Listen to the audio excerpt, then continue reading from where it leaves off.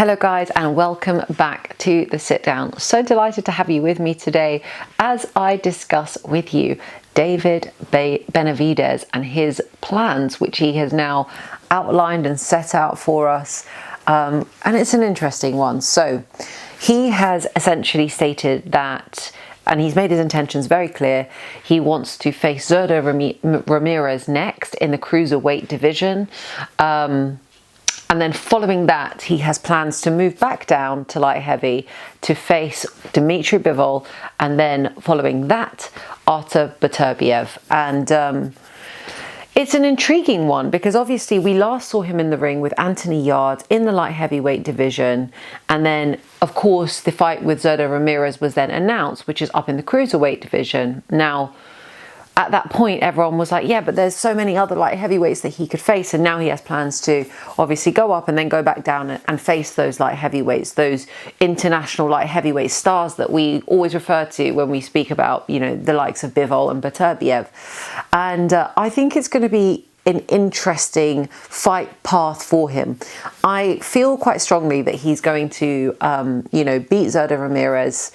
I mean, I wouldn't say with no problems, but, you know, he's going to beat Zurdo Ramirez. I comfortably lean into that thought. But then he has these plans to come down and face Dmitry Bivol. Now, I know, personally, Dmitry Bivol is one of my favorite fighters. I feel like he's got just this incredible technical prowess where he operates, his ring generalship is insanely good. His footwork and the way that he feints and he draws opponents out, he really mitigates so many of their assets. We've seen him do it time and time again.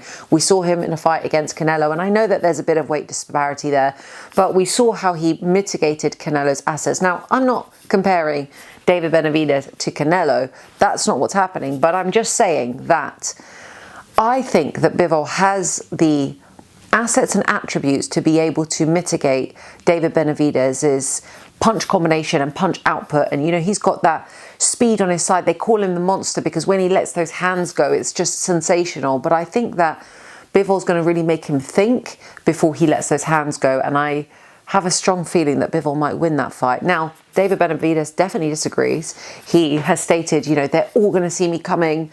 And you know what? I'm here for it because I feel that people sleep on David Benavidez. And, you know, some of you might be watching this and thinking that I'm one of those people because I'm here saying I strongly favour Bivol.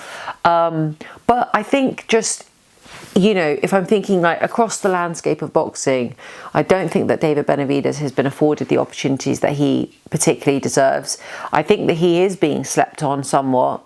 And I think it will be great to see him in these fights in contention with these stars, truly stars, right, in their respective weights, and see how he fares up. Obviously, there's a lot to be said about the fact that, you know, for example, facing someone like Beterbiev, you know, he's not exactly at the peak of his career. He's, you know, quite a bit older. So there's definitely some favourability for David Benavidez. He feels a lot fresher, etc. But either way, I still think that, you know, the likes of Bivol, Beterbiev, they've got such a wealth of experience that it's going to be a real challenge for David Benavidez. And I like the fact that he's up for those challenges. Now, a name that isn't on his list, which I think could be an interesting one, but it might not work out in terms of a timeline because obviously if he's going up to cruiser to face Zurdo Ramirez, then obviously you've got the likes of Jai Opetaia. But if his plan is to come back down to light heavyweight and face Bivol, Beterbiev, that's going to take some time. Obviously there's rumours about Jai Opetaia, you know, potentially going up to the heavyweight division. So it might be that actually their paths take them in different directions, different divisions.